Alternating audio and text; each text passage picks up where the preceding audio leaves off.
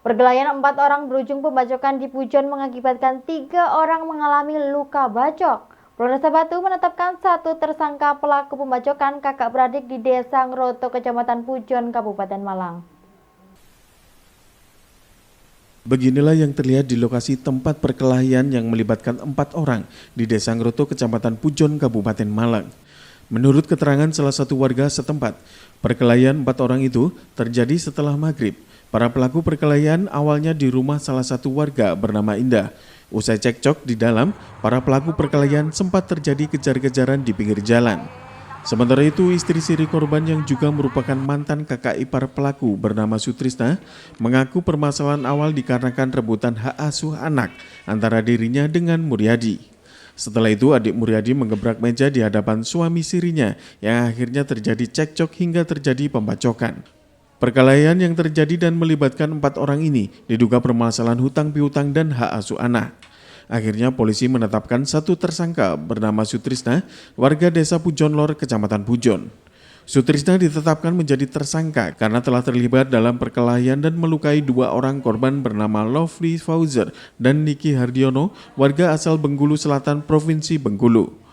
Kedua korban mengalami sabetan parang oleh pelaku dan kini masih dalam perawatan pihak Rumah Sakit Bayangkara Hastabrata, Kota Batu karena mengalami luka pada wajah dan leher akibat sabetan parang pelaku. Kasat Reskrim Polres Batu menjelaskan menetapkan 1 tersangka bernama Sutrisna karena diduga kuat melukai kedua korban yang kini terbaring di rumah sakit. Satreskrim Polres Batu masih terus mendalami dengan memeriksa 2 korban yang terbaring di rumah sakit setelah sembuh nanti. Dan kemungkinan besar tersangka akan bertambah karena peristiwa perkelahian tersebut saling menyerang antara korban dengan diduga pelaku. Semula dari tersangka ataupun terlapor bersama kakaknya datang ke rumah korban untuk terkait hutang atau terkait hak asuh anak yang dulu dilakukan oleh terlapor.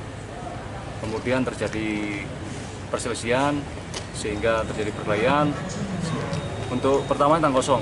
Setelah selesai, rupanya yang korban ini nggak puas, dia mengambil senjata mengejar kepada kakak tersangka. Begitu tahu kakaknya dikejar dengan membawa senjata, kemudian tersangka ini mengejar korban dan kakaknya untuk melakukan atau sabetan dengan senjata tajam. Motifnya adalah terkait hak asuh anak, bahwa dulu ada hutang daripada ibu korban dan juga korban. Dari dokter itu luka sayatan di pipi sebelah kanan, pipi kiri, dan juga yang kakaknya itu luka di dahi akibat benda tajam. Iwan Hikmawan melaporkan.